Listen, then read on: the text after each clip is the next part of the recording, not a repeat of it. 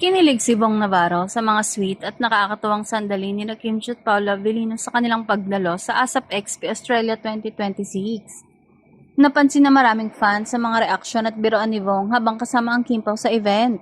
Kaya naman agad itong naging usap-usapan sa social media. Marami sa mga Kim Pao fans ang natuwa sa tila ayuda ni Bong dahil sa kanyang natural na reaksyon sa chemistry nila. Para sa mga taga-suporta, lalo nitong nadagdagan ng kilig habang pinapanood ang kanilang mga backstage moments at live performances sa Australia.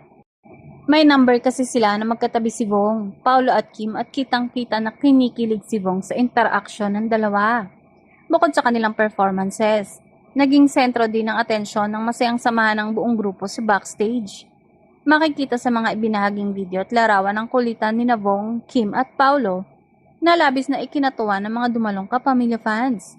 Dahil dito marami ang nagsasabing inaabangan na nila ang susunod pang ayudang kilig. Bawat biro, reaksyon at simpleng interaction niya sa Kim Pao ay mabilis na nagiging viral at pinag-uusapan online ng kanilang mga tagahanga. Patuloy namang nagpapasalamat ang mga Kim Pao supporters sa mga masasayang sandaling hatid ng ASAP Expo Australia.